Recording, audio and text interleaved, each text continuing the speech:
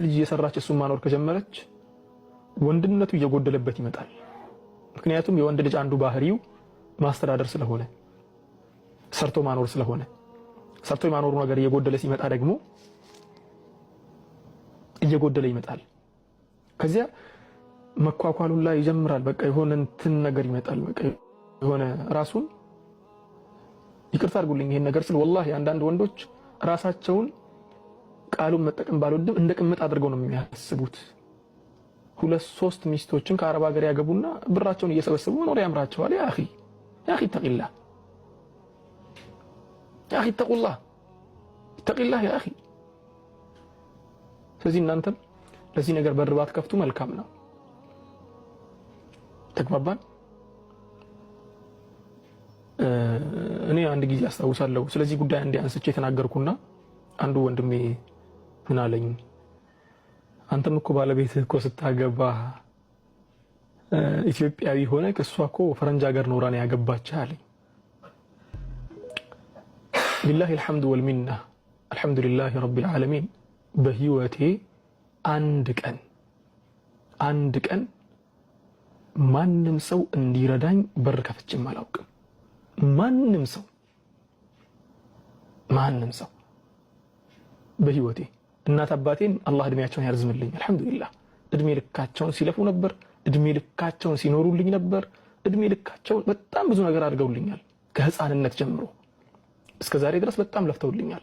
ይሄንን ስል ደግሞ ባለቤቴ ባለውለታ አይደለችም እያልኩ አይደለም። ላ ብዙ ነገር ለኔ ስትል አድርጋለች። ግን ምንም አይነት ነገር እርዳታ ፈልጌም ወይ ደግሞ ላኪልኝ ብያትም ወይ ደግሞ ልካልኝም አይደለም። አበደን እንደ ሚስትነት ማድረግ ያለባት ነገሮች አሉ እንጂ እኔ ከሚስቴ ቁጭ ብዬ ብር ልጠብቅ ላ ወላሂ العظيم ረሃቤን ነው የምውለው። አበደን 5 ሳንቲም ከሷ አልጠብቅም። 5 ሳንቲም ረሃቤን ነው የምውለው። አበደን አልበላም አልጠጣም ይቅር።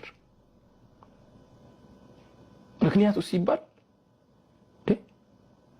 አስባል ማኖር ሲገባህ ጥገኛ ሆነክ እሷ ስታኖርክ ከዚያ በኋላ እንተው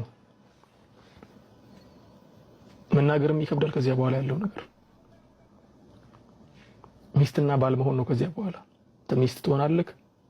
እሷ የገቢ ምንጭ ስለሆነች ጠንቀቅ ትላለህ። ከዚያ በኋላ ስለሷ ጉዳይ ማለት ነው። መናገርም አትችልም። እየታገስኩ ነውም አትልም እኮ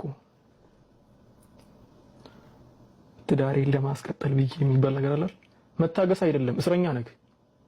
ምክንያቱም ቅድም ያልናት ቃል አለች፣ ይቅርታ አድርጉልኝ፣ እስረኛ ነህ። መታገስ አይደለም ያ። ተግባባ?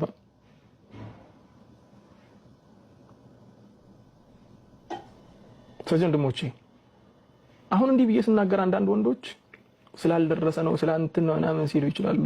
ስሙኝ በደንብ አድርጋችሁ። አብዛኛው የምናገራቸውን ነገሮች የሽሃድ ረቢ አላህ Subhanahu Wa Ta'ala እኔ ውስጥ ያለውን ነገር ያውቃል። አብዛኛው የምናገራቸው የምመክራቸው ነገሮች የኖርኳቸው ነገሮችን ነው። አብዛኛው ኖር ያየኋቸውን ነው። ኖር ያላየኋቸውን የሆነ ኤክስፐሪመንት ተደርጎበት ወይ ደግሞ ሪሰርች ተደርጎበት ምናምን ካልሆነ በስተቀር ብዙም አልደፍርም። የኖርኳቸውንና ማቃቸውን ነገሮች ነው የምናገረው። ችግርን ስላላሳለፍ ካላችሁኝ አይመለከታችሁም። ተው እናንተ። ስለራሴ እዚህ ጋር መናገር አይጠበቅብኝም።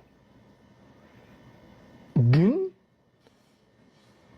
በምንም ምክንያት እውነት ነው ቤተሰብ ከተቸገረ የታመመ ሰው ካለ ራስ ታማሚ ከሆንክ መሰል ነገሮች ግን ጤነኛ ሆነክ መስራት እየቻልክ ሚስት ላይ ሸክም ሆኖ መኖር አላህ ይቅር ይበለን። አላህ ይቅር ይበለን። ይቅርታ አድርጉልኝ ትልቅ ስህተት ስለሆነ ነው። በዚያ መልኩ ሚስቶቻቸው ላይ ጥገኛ ሆነው ከዚያ በኋላ ትዳራቸውን ቀጥ አድርገው መምራት የቻሉ ሰዎችን እስከዛሬ ድረስ አላጋጠመኝም። አላሁ አዕለም ሊኖር ይችላል፣ እኔ ግን አላጋጠመኝም። ስለዚህ ያን ያለው ነገር እህቶቼ ከርቀት ትዳር ምናምን ያላችሁኝ እንተው። ከርቀት ትዳር አታስቡት፣ ከርቀት ትዳር አታስቡት። ይሄውን ነው የምላችሁ። ጨርሻለሁ።